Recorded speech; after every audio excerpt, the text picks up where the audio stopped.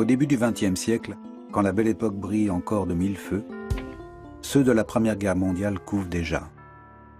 Pourtant, dans les fracas des bombes, les premiers gamins à pouvoir imaginer franchir le seuil du XXIe siècle sont là.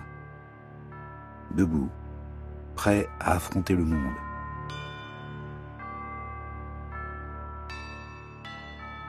Les revoilà 100 ans plus tard. Père Bourgeois, vous avez quel âge?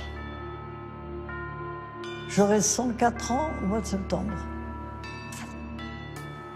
Leurs destins ne se sont jamais croisés, mais au fil de leurs confidences, c'est de la France dont ils vont parler. D'un monde morcelé qui désormais leur file entre les doigts. Antoinette, elle, venait de souffler ses 5 bougies lorsque la guerre prit fin du jour au lendemain.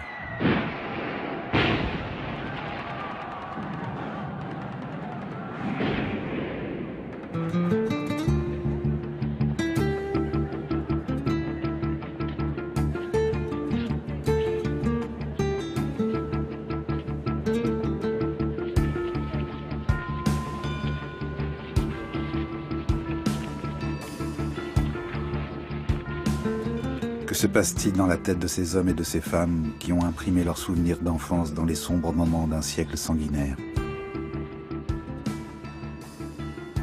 Est-on certain qu'il n'en reste que le pire? Je me rappelle simplement qu'à la fin de la guerre, je compte bien que c'était un jeudi, ma mère rinçait du linge et j'étais à côté d'elle, parce que je la suivais partout. Tout d'un coup, je la vois qui lève un peu la tête. J'ai eu conscience que je demandais des cloches. Mais... Et puis elle s'est remise à laver, puis de nouveau elle lève la tête, d'autres cloches ailleurs. Et puis tout d'un coup, le gros bourdon du phare qui s'est mis à sonner. Ma mère a dit, ça y est, la guerre est finie.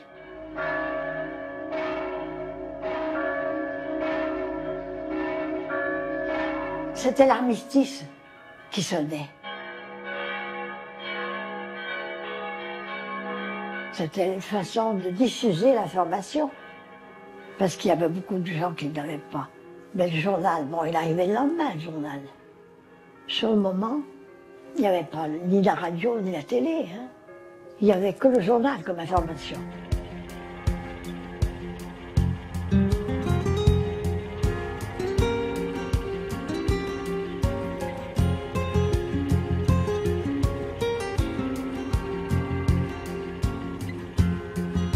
Première de l'humanité à transmettre une authentique mémoire au long cours, souvent parcellaire mais toujours vive et sincère, cette génération-là va ici, des coins les plus reculés du pays, traverser son XXe siècle à elle, nous le raconter de manière personnelle, très personnelle, partisane parfois.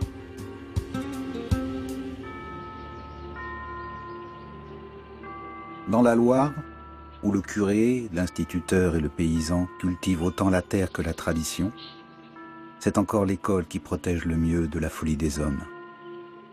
Alors les enfants s'y réfugient. La République, troisième du nom, a de bonnes raisons de croire que la liberté, l'égalité et la fraternité sont inscrites dans les gènes de l'humanité. Alors elle fait de ces hussards noirs redoutés mais respectés des précepteurs laïques, prêts à tout pour en finir avec l'ignorance. Avec l'Église aussi. Et je me rappelle quand ma mère m'a amenée, quand j'ai vu tout ce monde, j'ai dit, mon Dieu, mais qu'est-ce que tu viens faire là? Et puis alors, toutes les corrections, tous les doigts se faisaient au tableau. Et je me rappelle les règles de 3. Quand je voyais Néné faire une règle de 3 au tableau, je disais, moi, mais jamais tu n'arriveras à faire ça. Oh, j'étais épouvantée. Hein. Et à cette époque-là, il y avait qu'une maîtresse, bien sûr, pour toute la classe. Mais les petites, comme pour apprendre à lire, c'était les grandes qui nous apprenaient à lire. Il y avait des espèces de grands cartons avec des lettres, des syllabes, des mots. Et alors, elle nous présentait tout ça, et puis on apprenait à lire comme ça. Mais c'était pas la maîtresse qui nous avait appris à lire.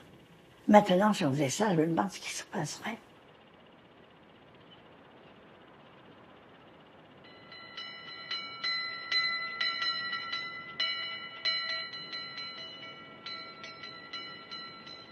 Les parents se saignaient aux 4 veines pour que leur gosse aille à l'école. Ils voulaient que leurs enfants aient une vie meilleure que la leur. Voilà, c'est surtout ça. Parce qu'à l'époque, le métier d'agriculteur n'était pas le métier de maintenant. Il n'y avait pas de machine. Moi, je voyais mon père faucher les blés avec la faux. C'est pour ça que, pour ne pas avoir cette vie, il fallait travailler à l'école. Quand elle franchit ses 5 premières années, José n'a toujours aucune idée de ce qu'est la France. Aussi curieux que cela puisse paraître, chez elle, on n'en parle pas.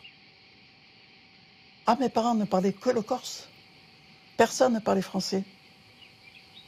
Et je sais que mon père nous a toujours raconté que mon grand-père, quand il a appris qu'il y avait la Troisième République, il a été prévenir le voisin et en porte-voix lui a dit « Nous sommes en République, pauvres de nous ». Quand j'ai été à l'école pour la première fois, je ne parlais pas un mot de français. Moi, j'ai toujours entendu mon père dire « L'ignorance est la pire des choses ». L'ignorance, ça veut dire qu'on n'a pas été à l'école. Moyennant quoi, les maîtres faisaient ce qu'ils voulaient. Ils peuvent vous taper dessus, c'est pour ton bien. C'est-à-dire qu'ils nous faisaient mettre les mains dans le dos, et puis ils donnaient 2 grandes claques en même temps, sur chaque joue, hein, mais avec l'énergie dont il était capable. Ça nous faisait mal à ce moment-là, on n'acceptait pas ça, et puis bah, ça n'a pas été un bon souvenir, quoi. Hein. C'était les calottes. Oui, les calottes, ils tiraient les oreilles, mais je m'en foutais, ça. Quand on partait en récréation et que le maître disait à un garçon « Toi, tu restes avec moi », on savait ce que ça voulait dire. Il le tabassait un petit peu parce qu'il s'était mal comporté. Et les parents ne disaient rien. Maintenant, on serait traîné en justice. Mais les enfants de la guerre sont avant tout réjouis. Ils jouent, rient, crient et se bagarrent aussi. Et après, on faisait la guerre. Après, on faisait la guerre. Oui, à grand coup de cailloux. On faisait la guerre. On dit, tu vois, Verdun, allez, on va attaquer les Allemands. Oui, oui, c'était les Gavroches. Voilà. Et oui, c'était la guerre. Ça nous a influencé beaucoup, la guerre. Il y avait un cinéma qui était dans une grange, comme ça, un cinéma muet, bien sûr. Et alors on allait au cinéma voir des films sur la guerre. On y allait, le jeudi après-midi, il y avait un pianiste pour accompagner ceux qui ont passé, et on nous passait des films muets. J'y ai vu le premier film sonore. Ce n'était plus le musicien dans la fosse qui jouait, c'était le film qui était sonore. Ça a été une révolution. C'était pourtant noir et blanc et un petit écran. Hein. Maintenant, qu'est-ce qu'on pourrait faire? On pourrait faire des choses magnifiques. On ne fait pas des choses aussi belles, je trouve, maintenant. C'est autre chose, c'est une autre époque. On a toujours l'impression que c'était mieux avant.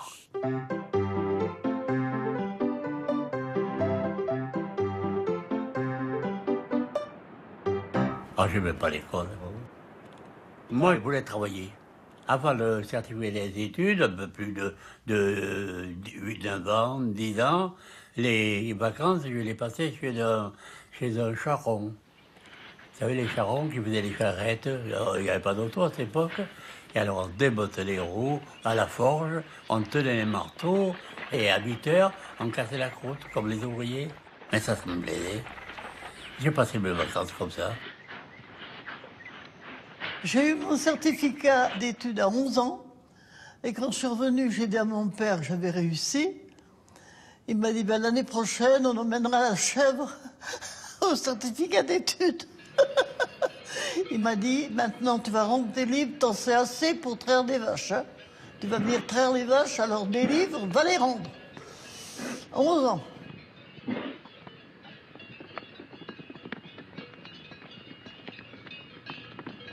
Ça faisait partie de nous, la nature. Les bois, les champs, Vous ne pouvez pas vous imaginer ce que c'est que d'entendre le bruit du vent. Je ne peux pas vous dire, mais on ne savait pas qu'on vivait dans la nature, c'était nous.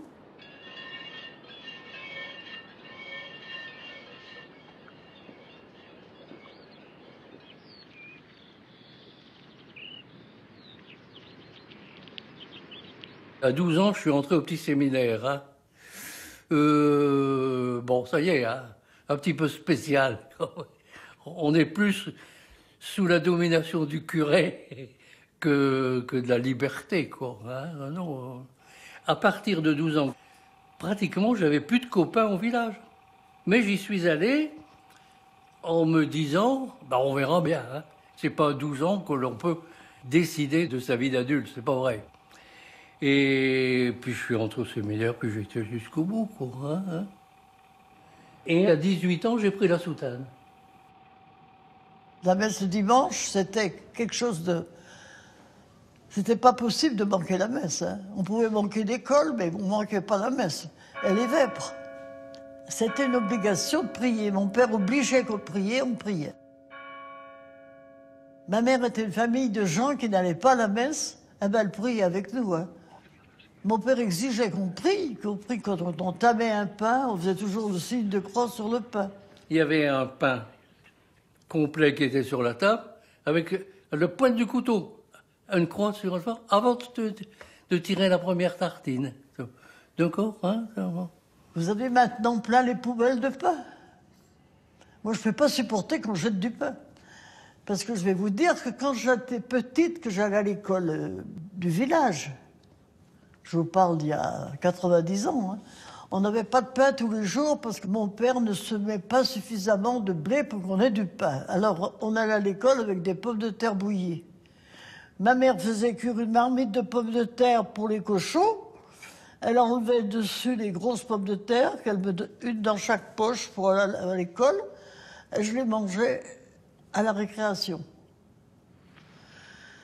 Et un jour, un jeune homme d'ici, ses parents étaient riches, probablement, il avait toujours du pain. Alors, il se balançait sur un arbre dans la cour de l'école avec un gros morceau de pain.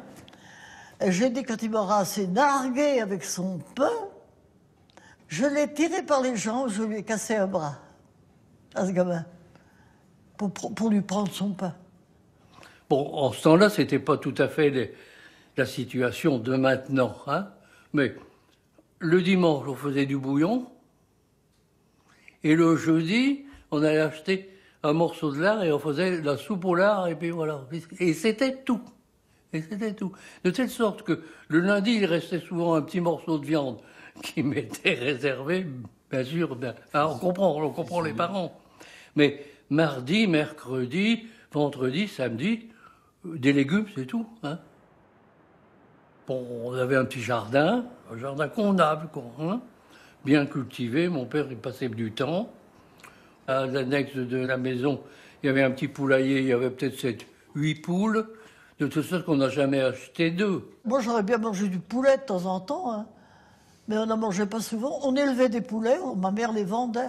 À Noël, à Pâques, ben, il y avait, on tuait une poule, on tuait un coq.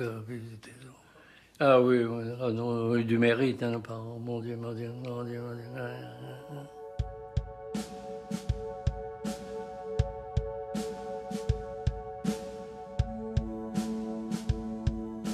Ils ont à peine 15 ans quand la crise de 29 surgit.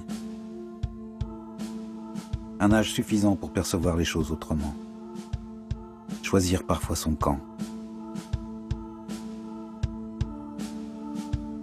Que savent-ils de cette Troisième République impuissante à contenir outre-Rhin la revanche qui fermente?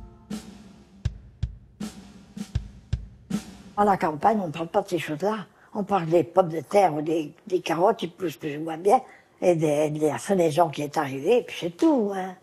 Non, il ne faut pas vous imaginer qu'on avait une vie politique à la campagne. C'est pas vrai, il n'y avait pas de vie politique, il n'y avait pas de parti, il n'y avait pas de...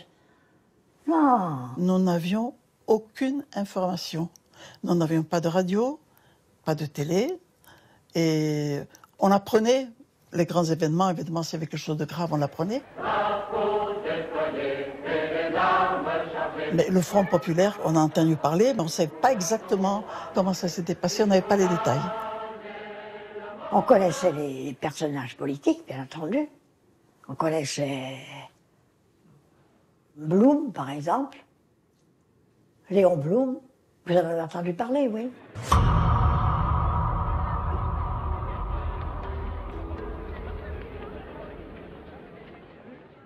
1936, j'avais 14 ans.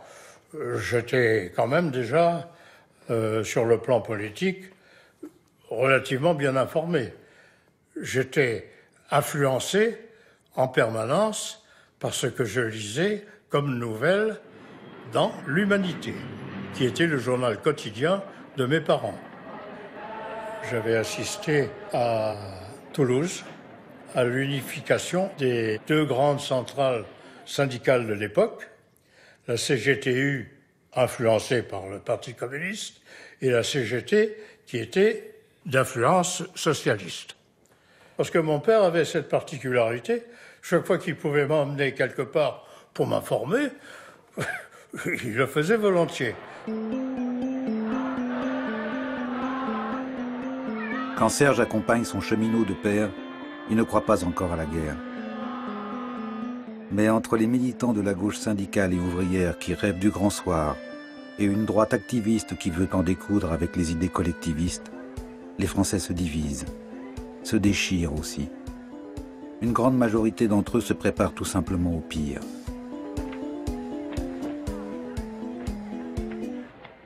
Hitler était là et on n'a pas préparé la France à s'opposer ou à recevoir le choc qu'elle allait recevoir.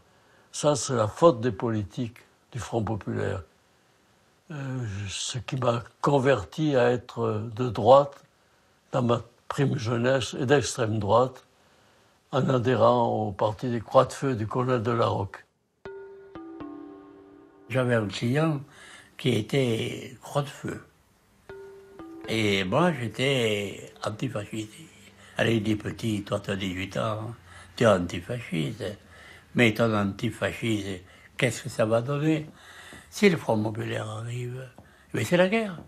Moi, j'en ai entendu dire plutôt Hitler que le Front populaire. Hitler, vous savez, dès les années 35, hein, vous savez, hein, il a commencé à lever le bras comme ça, hein, oh là, doucement, hein. Chez les parents de mon correspondant allemand, qui étaient de braves gens, bavarois, j'ai assisté à la phase terminale du Congrès national socialiste de Nuremberg en septembre, ça doit être le 6 ou 7 septembre 1937. Donc à cette occasion-là, j'ai eu la possibilité, si je puis dire, d'apercevoir Hitler. Deux autres dont j'ai le souvenir, c'est Göring, qui ne pouvait pas échapper parce que c'était Göring, et puis Hess. Bon, chaque péroraison d'Hitler se terminait par Heil Hitler, Heil Hitler. Et moi, je ne faisais pas Heil Hitler, j'avais aucune raison de Heil Hitler, si bien que mon voisin allemand s'en est aperçu. Il a dit, pourquoi il ne salue pas celui-là? Et mon ami allemand lui a dit, non, mais c'est un étudiant français. Et ça s'est terminé par Arzo.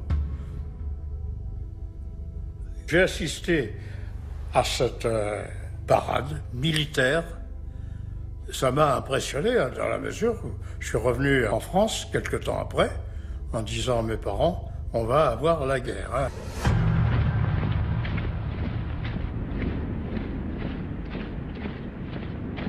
Ben vous savez, avec l'Anschluss, hein, l'Autriche, qui est annexée, tout compte fait, on s'est dit jusqu'où ça va aller, hein? Jusqu'où ça va aller? Moi, je suis allée en Autriche. Et je peux vous dire que tous les Autrichiens n'étaient pas contre Hitler. C'est pas vrai. Ça, moi, j'ai connu des Autrichiens. Ils admiraient beaucoup Hitler. Et ils étaient bien derrière. Quoi qu'on dise.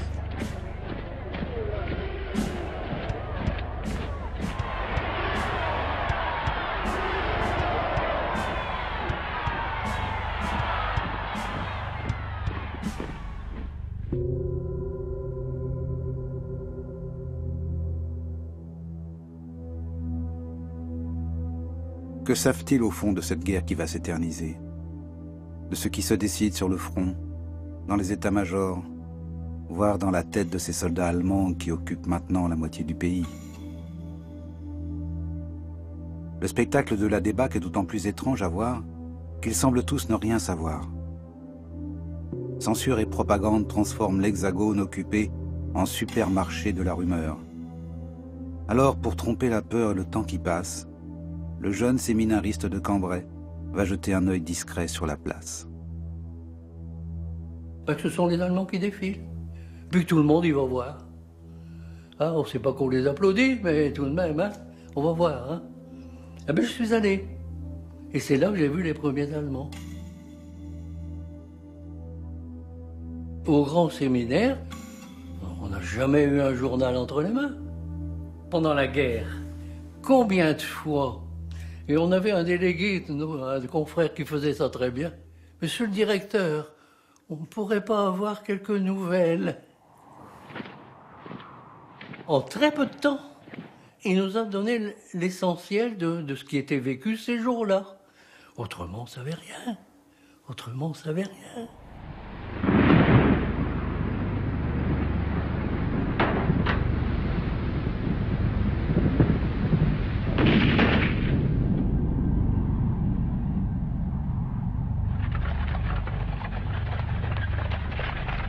La guerre, on l'a pas tellement vécue, on l'a vécue que par l'arrivée des réfugiés. Mais moi, j'habitais Bordeaux.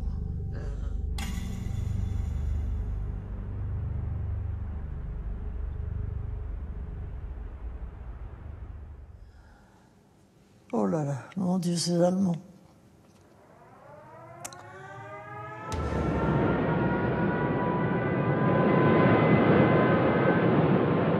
Enfant, Renée voulait devenir infirmière. Alors à 25 ans, quand la guerre fut déclarée, elle n'hésita pas à rejoindre Saint-Nazaire. Oh, je dis moi. Alors je suis partie à Saint-Nazaire. Ça bombardait tous les jours, mais tant pis. Je suis partie. Vous savez, on n'avait pas des malades qui avaient, par exemple, une pneumonie ou un truc comme ça. On n'avait rien que des gens qui manquaient des jambes ou qui manquaient des bras. Vous savez, les gens partaient en Angleterre avec des petits bateaux pour se sauver. Saint-Nazaire, c'était toujours en feu. Hein. Et ils étaient bombardés sur la mer. Puis le matin, ils nous envoyaient au bord de la mer, les bateaux revenaient tout seuls. Et puis il y avait les corps à côté, dans l'eau. On ramassait les corps, c'était vraiment dur.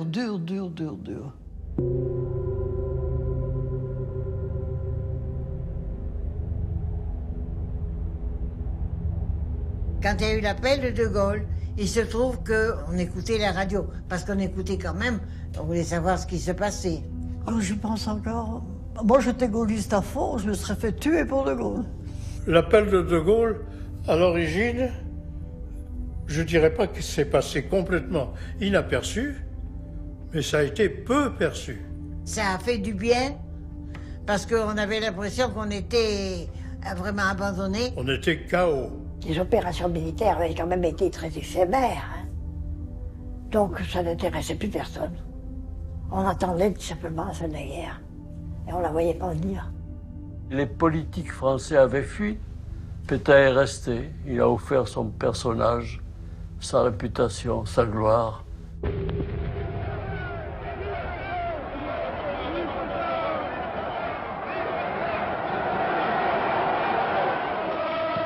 À 22 ans, Pierre a déjà choisi Vichy et son explication de la défaite. Comme lui, la majorité des Français s'en remet de ce pas au maréchal que voilà. Le vainqueur de Verdun, 84 ans, joue les sauveurs. L'ordre moral flotte alors comme un Roland de dictature. C'en est fini de la République.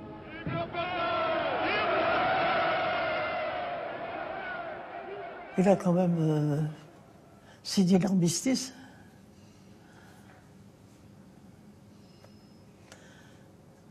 Putain, c'était la bête noire. Écoutez, à ce moment-là, nous étions informés que nous devions faire le salut au drapeau tous les matins. Je me rappelle ça. Se souvient-elle aussi de ceux et celles qui se cachent, ne veulent pas savoir, pensent à se battre, ou cherchent tout simplement à se nourrir?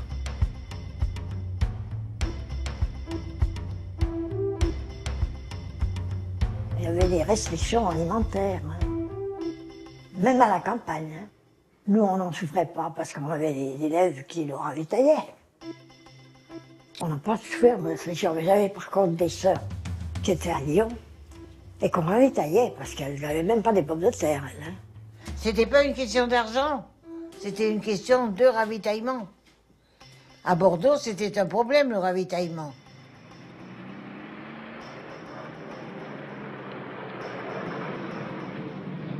Il ne passait pas de semaine sans que des Stéphanois ou des Lyonnais, quelquefois, passent pour se ravitailler. Et bien ma mère disait, je leur donne toujours quelque chose, ne serait-ce qu'un fromage ou un œuf. Il y avait quand même beaucoup de solidarité. Il y avait aussi ceux qui en profitaient et qui se faisaient payer cher. Ou bien alors qui s'en servaient comme monnaie d'échange. Pour avoir un vêtement, par exemple, avoir quelque chose. On se débrouillait comme on pouvait, hein. Et encore, nous n'étions pas les plus malheureux. Il y avait des gens beaucoup plus embêtés que nous dans d'autres régions. Par exemple, en Normandie ou partout dans ces secteurs-là, où ils avaient des troupes massées. Nous, c'était une occupation. On est en guerre. J'ai 20 ans. Hein? Qu'est-ce qui va se passer? Ils sont pourtant quelques milliers à rejoindre à 20 ans le maquis, prêts à en découdre avec l'occupant.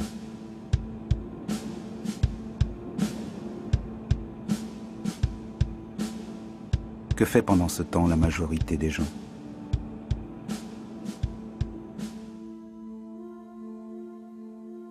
En fait, rien.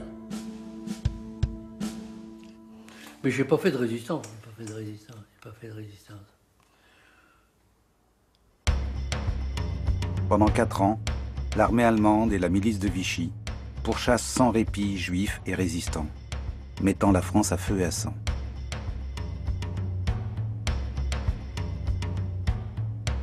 Il y avait la résistance ici, pas mal. Il y avait beaucoup de résistance. Il y avait eu un peu tellement d'histoires de règlement de compte que j'ai connues. À l'extrême droite, Pierre, l'ancien croix-de-feu, a choisi ses souvenirs. Mon père est mort, j'avais 8 ans. Mon oncle m'avait pris en charge comme petit garçon pour remplacer un peu mon père. J'avais pour lui une vénération filiale. Il était comme moi, il partageait les opinions que je viens d'exposer. Bon, on est venu l'assassiner parce qu'il avait ses opinions. Il n'est mort que pour ça. Lui et d'autres, et beaucoup d'autres que je connais. Dans le même petit village qui s'appelle Saint-Germain-des-Prés. Il y avait un boulanger qui s'appelait Darnay, qui était un brave homme, qui faisait du crédit aux gens qui en avaient besoin. Et le maquis, pas tous les maquis, mais ce maquis-là, que je spécifie bien, n'est-ce pas, est venu une nuit pour demander du pain, avec l'intention de réserver au boulanger en question le sort qu'ils avaient réservé à mon oncle. Il y avait un monsieur qui venait de Paris, qui était là en repos, voulant éviter au boulanger de se lever à minuit ou à 1h du matin, descend, ouvre la porte, et il reçoit une décharge de mitraillette dans la gueule, et est mort. Voilà. Et ça, c'est pas une histoire inventée. J'en connais beaucoup d'autres. La France, submergée depuis 4 ans, mais non point réduite, ni vaincue, la France est debout. Chaque fois qu'il parlait, je l'écoutais du commencement à la fin. Je vous dirais que je ne comprenais pas tout. J'étais loin de tout comprendre, mais je l'écoutais. Pour les fils de France, où qu'ils soient, quels qu'ils soient, le devoir simple et sacré est de combattre par tous les moyens dont ils disposent. J'ai entendu le message du général de Gaulle, disant qu'il fallait que toute la résistance intérieure française se mette à l'attaque pour empêcher les Allemands d'aller en Normandie. Et c'est ce qu'on a fait. À Tulle, c'est ce qu'on a fait. Ils ont suivi l'appel de Gaulle. Et il y en a qui n'ont pas suivi. Alors, évidemment, ils sont venus à Tulle et ils ont fait le massacre. 3 jours après le débarquement des Américains en Normandie, le 6 juin 1944, la 3e division SS, Das Reich, exécute des otages en représailles aux actions de la résistance. Je pense que j'ai été protégé. Jean devait être la 100e victime. Au moment où on nous faisait voir les pendus, au moment de travail, ils en ont pris un à côté de moi. 1, 2, 3, 4, ils ont pris celui-là, ils n'ont plus peur de moi. Et le pauvre malheureux, je le connaissais très bien, j'étais un client, il a été pris le dernier pendu. Et alors, il y a 2 ans, il y a son fils qui s'occupait des enfants déportés et des tués. Et alors je lui ai dit, ton père a été le dernier pendu. Il ne le savait pas. Il s'est bien pleuré, évidemment. Les jours suivants, ils seront 149 à être déportés à Dachau, rejoindre les milliers de juifs et résistants, dont la plupart ne reviendront pas. Des barbares. Quand vous voyez qu'ils ont pendu ces pauvres malheureux, qui n'étaient même pas de la résistance, qu'est-ce que c'est un être humain? Quand il est au bout d'une corde, c'est rien.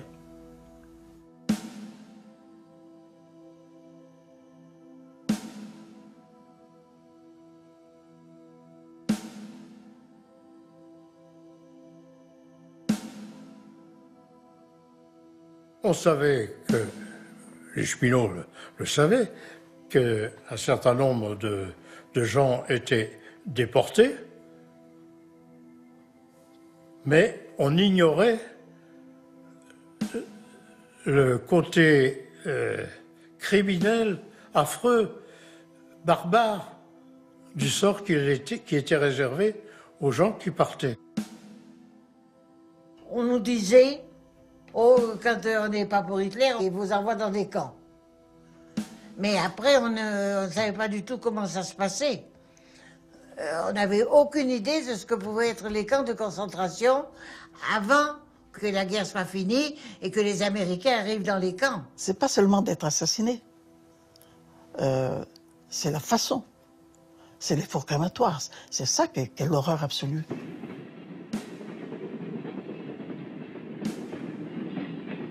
Comment que ça se fait que des choses comme ça arrivent? Hein? Des temps de souffrance. Comment que ça se fait que ça arrive? Puis la réponse, bon, je crois que c'est ma maman qui l'a fait, elle a dit « Jésus n'est pas sur la croix, non ?» C'est pas une réponse, mais c'en est une quand même. Après 5 ans d'oppression, la foule va régler ses comptes avec ceux qui ont collaboré. René, elle, n'a rien pardonné. Il y avait beaucoup de collaborateurs à Annemasse, vous savez. Alors un jour, la mairie a dit qu'ils allaient les mener au cimetière d'Annemasse pour les fusiller. Eh ben, moi, j'ai fermé mon magasin à double tour et je suis parti à pied au cimetière. Et je rencontre un de mes voisins qui avait un bureau de douane pas loin de chez moi. Il m'a dit « Où tu vas comme ça ?» J'ai dit « Je vais voir fusiller les collaborateurs. On en a assez vu pendant la guerre. » Il m'a dit « Tu vas pas y aller ?» J'ai dit « Mais si je vais y aller, pourquoi je n'irai pas ?» J'étais enceinte, j'ai accouché le mois d'après. Eh bien, on était enragés. Je voulais les voir tomber. Hein. Eh bien, depuis chez moi, j'ai entendu les coups de feu, dites. À la Libération, Antoinette, Jean, Yvonne, René, le père Bourgeois, Pierre, Serge et José ont environ 30 ans. Comme l'ensemble de leur génération, et malgré la victoire, ils vont chercher à tourner la page d'un désastre qui ne dit pas vraiment son nom. La France est à reconstruire, et eux avec. Il faudra plus de 10 ans pour cicatriser les plaies, transformer les institutions, digérer la vague de modernité anglo-saxonne qui déferle sur le pays. En pleine tourmente coloniale, c'est l'Algérie la plaie. C'est de l'autre côté de la Méditerranée que la République est en danger. Je voulais à tout prix partir. Il fallait que je sorte de cette île. Mon obsession, c'est ça. J'ai fait ma demande pour partir en Algérie et je vois encore un télégramme jaune énorme. Rejoignez de toute urgence le poste de Ngaou, c'était dans le sud algérien. J'étais là pour enseigner le français, j'enseignais le français. On pensait pas à l'indépendance, mais on pensait qu'il y aurait une guerre. Mais on ne savait pas ce qu'il en sortirait exactement. On avait peur un petit peu quand même, on avait peur de ce qui allait se passer. Je crois que le plus grand mensonge des gouvernements français a été de faire croire aux pieds noirs, qui étaient quand même en Algérie depuis des générations et des générations, qu'ils étaient en France. En réalité, ils n'étaient pas en France. La majorité était musulmane. Les musulmans n'avaient pas les mêmes droits que les Français. Donc ce n'était pas la France.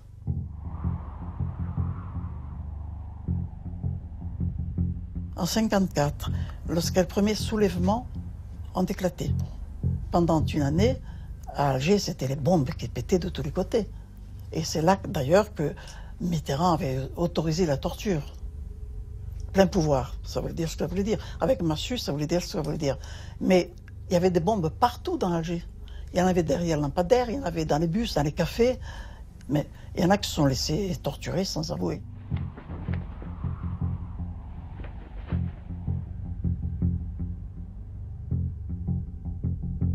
Dans tous les journaux algériens, on appelait De Gaulle au secours. De Gaulle est venu en Algérie, évidemment. Entre l'aéroport et la ville d'Alger, c'était un cordon ininterrompu de personnes qui l'acclamaient tout le long. Il arrivait un sauveur, en somme, puisqu'on l'appelait. Et moi, je l'ai vu de très loin, bien sûr, parce qu'il y avait tellement de monde que c'était très loin. Les bras au ciel, je vous ai compris. Je vous ai compris. Ça, je l'ai entendu. Et à ce moment-là, ça a été un délire de joie dans toute la foule. Et pourtant, il y avait des musulmans aussi. Comme si on était sauvés. De Gaulle était arrivé, il allait nous sauver. En réalité, il est arrivé, il a donné l'indépendance à l'Algérie.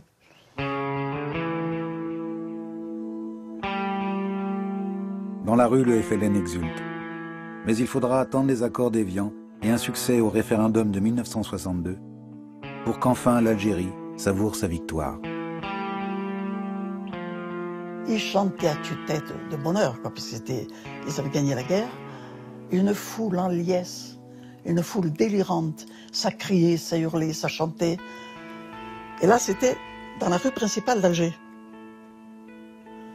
Et quelques mètres plus bas, il y avait le quai, avec les bateaux. Et là, il y avait des centaines de pieds noirs qui attendaient une valise à la main pour partir en France. Il y en avait beaucoup qui ne connaissaient pas la France, qui étaient là depuis 7-8 générations. Mais eux ne chantaient pas, eux pleuraient.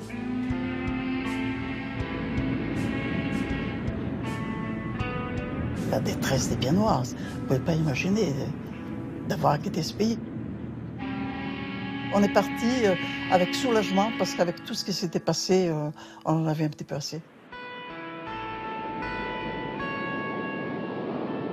En 1962, au moment de l'indépendance d'Algérie, il y a eu quand même beaucoup d'Algériens qui ont choisi la France. Et nous avons eu alors, à ce moment-là, une arrivée, je dirais pas massive, mais presque, de petites Algériennes qui n'avaient jamais été scolarisées, qui ne connaissaient pas un mot de français. Eh bien, j'ai eu des élèves, et je me souviens d'une en particulier, qui apprit à lire et à parler français. À la fin du cours préparatoire, elle était du même niveau que mes autres élèves. Quand elle faisait une phrase, elle n'oubliait aucune négation, ni aucune liaison. C'était marrant parce qu'elle parlait mieux que les Françaises, finalement. Dans les cours préparatoires, à la fin de l'année, sauf 2 ou 3 peut-être, qui n'étaient pas aussi mûrs que les autres, ils savaient tous au moins déchiffrer. Ils ne lisaient pas couramment, mais ils savaient dire « aujourd'hui j'ai été à ». Il était une fois un doux rêveur du nom de Jean-Jacques Rousseau qui, dans un moment d'euphorie, se laissa aller à déclarer que l'enfant est naturellement bon. Tous les élèves sortaient de l'école en sachant lire, en sachant compter, en sachant faire une lettre, en sachant se débrouiller dans la vie. Et puis après, alors on a compliqué les choses. Oh là là, je ne peux pas vous dire, mais rien n'était simple, tout était compliqué, alors que c'est si simple. C'est si simple d'apprendre à un enfant. Les grands-parents que nos institutrices sont devenus ont mal à l'école de la République. Que s'est-il donc passé qu'ils en viennent à pousser un cri aussi définitif à son endroit?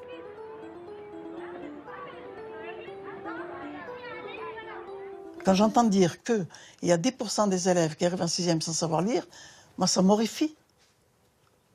Je me dis comment en 6 ans d'école primaire, on ne sait pas apprendre à lire. Rien de si bête que d'apprendre à lire. La méthode analytique est une méthode scientifique. Quand l'enfant a compris ça, il sait lire. Hein. Il n'y en a pas 3 mois, puis ça y est. Hein. Lorsque j'étais institutrice, j'avais quelquefois la visite des parents qui venaient me demander comment se comportait leur enfant, qui étaient très contents, je leur disais qu'ils travaillaient bien. Mais surtout, les parents arabes, s'ils ne travaillent pas bien, tu tapes. Donc les parents étaient en accord parfait avec l'institutrice, quoi qu'elle fasse. Il faut de l'autorité, mais une autorité ouatée, hein, qui se voit pas trop.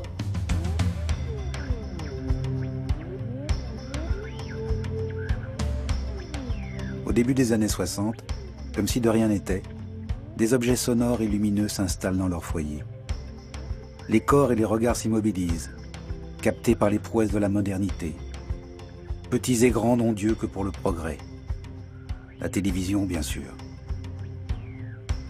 Même s'ils n'oublient pas que c'est avec la radio que tout a commencé. L'oreille est attentive, mais les yeux ne voient rien. Et ce qu'il faut, c'est enregistrer à l'oreille, pas à l'œil. À la maison, on a eu un appareil de radio où j'avais 22 ans. Mon premier poste de radio, quand il y a eu la radio, mon père était passionné. C'était une boîte qui était grande comme ça. Il avait des planches grandes comme ça. Vous voyez ça, à peu près. Sur ça, avec je ne sais pas quoi dedans, et des fils de toutes les couleurs. Mais on avait la radio et on avait de la musique.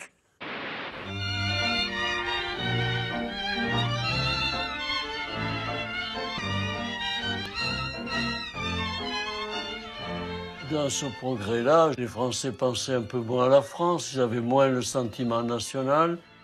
Ils pensaient davantage à leurs besoins, leur bien-être, leur confort, leurs rêves.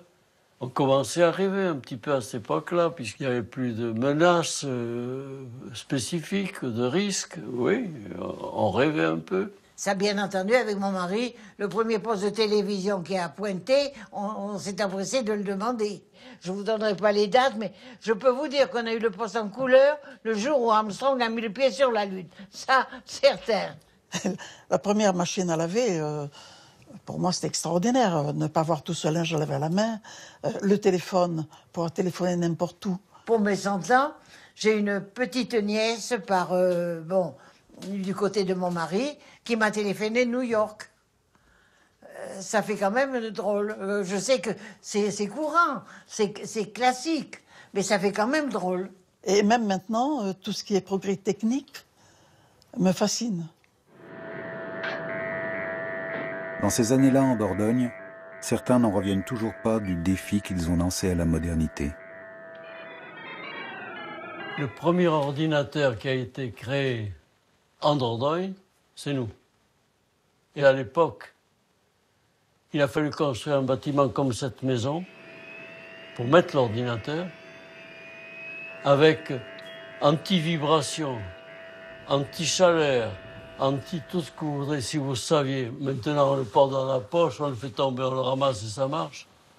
À l'époque, si vous saviez, c'est incroyable, c'est magique.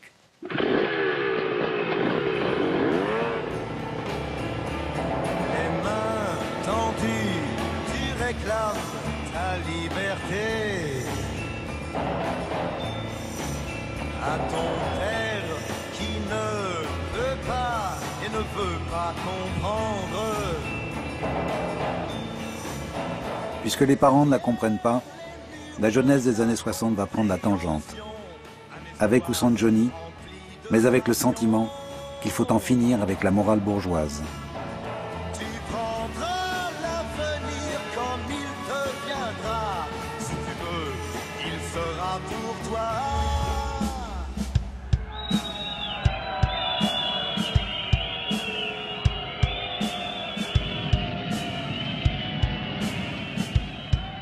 En 68, je n'exerçais plus. J'étais à la retraite. Déjà, j'ai plus d'années de retraite que d'années d'enseignement. José, comme beaucoup d'autres, n'a rien vu venir. Cette génération des années 20 assiste impuissante à la fin d'une époque. La sienne.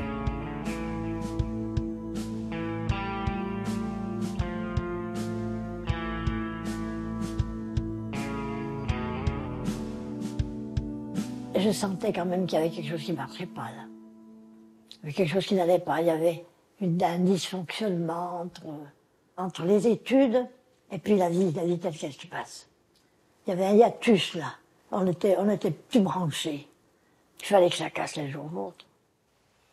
Ils sont révoltés parce qu'ils étaient étudiants, qu'ils avaient le sang chaud, qu'ils avaient 18 ans. Qu'à 18 ans, on bouge pour toutes mille raisons. En réalité, pour moi, ce qui a été important, c'est l'obtention de tous les avantages sociaux qui ont résulté de cette période.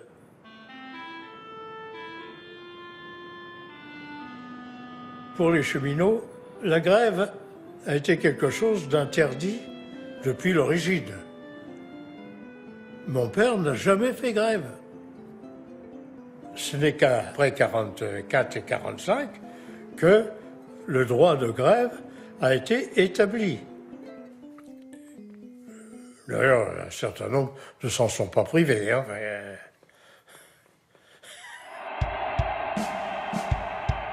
Pour la première fois dans l'histoire, toute une population assiste en temps réel aux convulsions du pays. Pour eux qui ont vécu une telle accélération de la vie, l'heure est désormais aux interrogations. À la nostalgie aussi.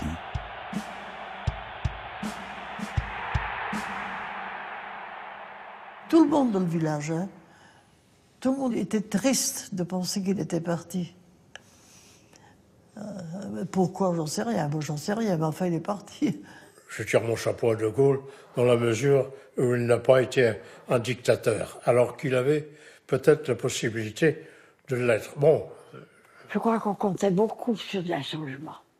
Et puis que tout le monde a été déçu, finalement. Parce que tout termine comme avant. Est-elle si sûre, Antoinette?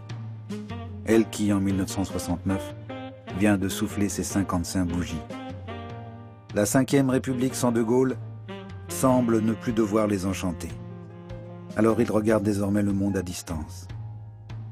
Fasciné, tiraillé aussi entre le besoin d'en être et celui de voir ailleurs, de parler des leurs, de regarder plus loin peut-être. Vous savez, que ce soit Giscard qui vont marcher là comme ça, les Champs-Élysées, hein, que ce soit Mitterrand, hein, que ce soit De Gaulle qui dit « Je vous ai compris », avant qu'on ait parlé, tout ça, c'est des images à laquelle il ne faut pas s'attacher, parce que c'est pas ça la réalité. Ce qui change, c'est l'homme lui-même qui le change, c'est pas les électeurs. Hein.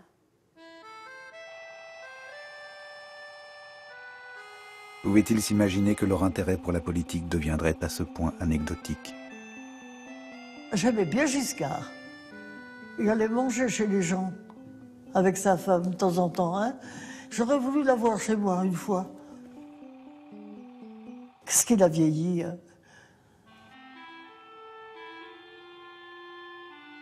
Mais à l'heure où il faut regarder dans le rétroviseur, c'est sur une poignée de réformes de société que leur 20e siècle à eux s'est arrêté.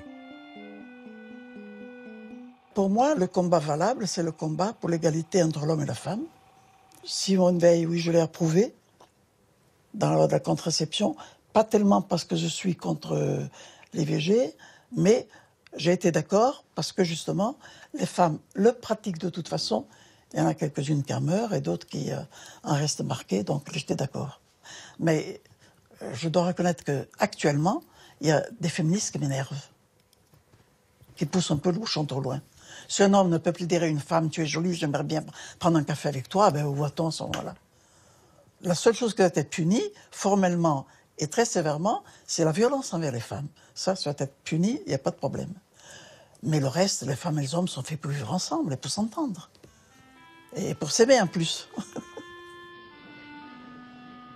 Ce qui m'a plu, je le dois à Badinter. La guillotine, pour moi, c'était une horreur. C'est le chrétien et l'extrême droite qui parlent. On n'a pas le droit de disposer de la vie d'un homme. Le mariage pour tous. Là, je bute, là. Hein? Mais je porte pas de jugement. Non. J'imagine pas.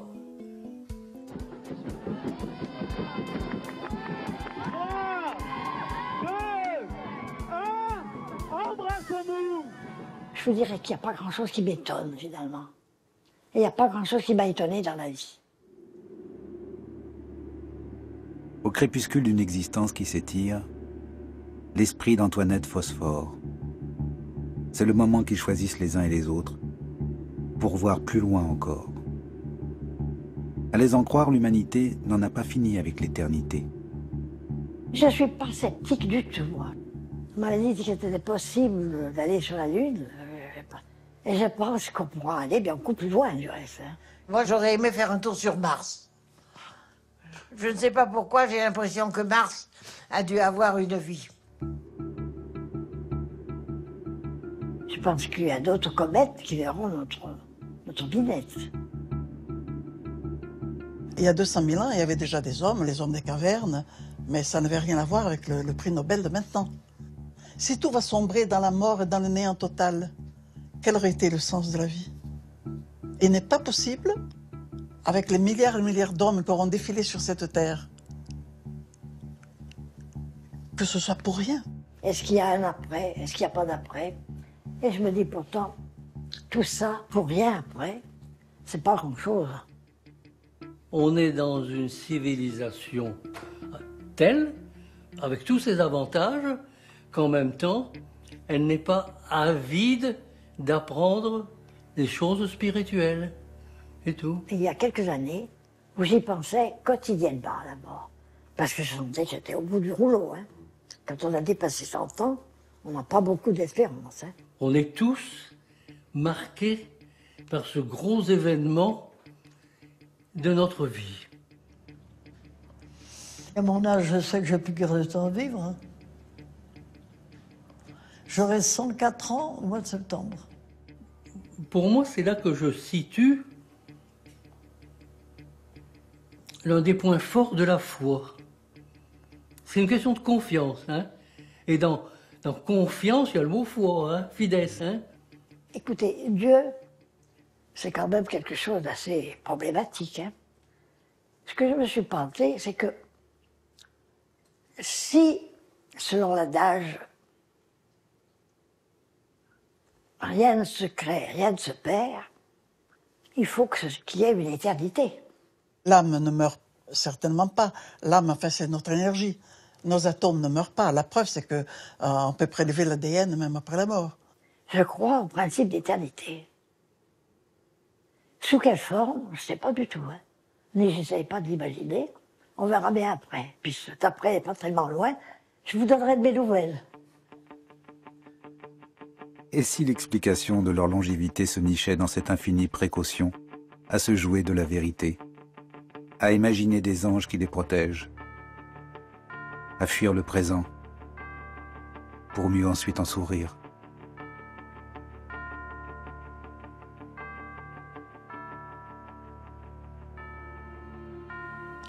Qu'est-ce que c'est que la France aujourd'hui? Je ne le sais pas. Je ne le sais pas bien. ne sais pas bien. Pourquoi? Parce que je vis pas bien avec. Hein? C'est pas que je veux pas, hein? Mais je suis un peu déphasé quand même. Qui est-ce qui est à la tête de l'Angleterre aujourd'hui? Je ne le sais pas. Qu'est-ce qui est à la tête de l'Allemagne aujourd'hui? Je ne le sais pas. Qu'est-ce qui est à la tête de la France aujourd'hui? Il faut faire des efforts pour retrouver... Attendez. Macron. Ah oui, Macron, oui. Emmanuel. C'est Emmanuel, hein, c'est ça? Ah ben, je l'ai trouvé.